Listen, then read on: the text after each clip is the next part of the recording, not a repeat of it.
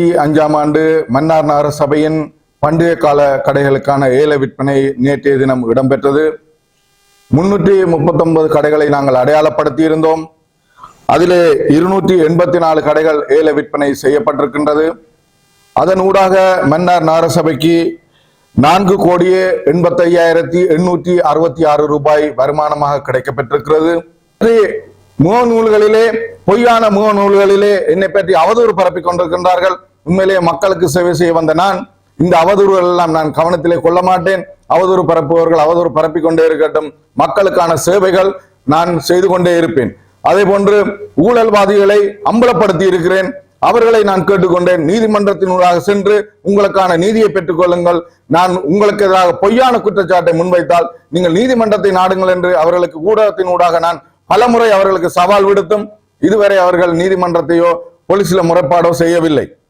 எனவே இந்த தருணத்திலையும் நான் அவரிடம் கேட்டுக்கொள்கிறேன், உங்களுக்கு எதிராக நான் வைத்திருக்கிற குற்றச்சாட்டுகள் அனைத்திற்கும் நீதிமன்றத்தை நாடுங்கள். நீதிமன்றத்தை நாடும் போது அதற்கான குற்றச்சாட்டுக்கான சரியான சாட்சி ஆவணங்களை நீதிமன்றத்தில் சமர்ப்பிப்பதற்கு நான் எந்த தருணத்திலும் தயாராக இருக்கின்றேன்.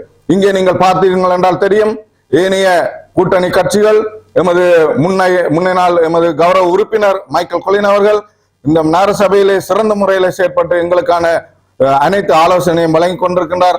அதே போல மக்கள் காங்கிரசின் எமது பிரதி தவிசாளர் அவர்களும் எனக்கு மிகவும் ஆலோசனையாக இருக்கின்றார். அதே போன்று NPP கட்சியை சேர்ந்த கௌரவ உறுப்பினர்களும் எனக்கு உறுதுணையாக இருக்கின்றார்கள். எனவே அவர்களுடைய ஆலோசனைகளும் அவர்களது முயற்சியினூடாக மன்னார் நகரத்தை நாங்கள் கட்டி எழுப்புவோம், மிகவும் அபிவிருத்தி அடைந்த ஒரு நகரமாக மாற்றுவோம் என இந்த ஊடகத்தின் ஊடாக நான் தெரிவித்துக் கொள்கின்றேன். நன்றி.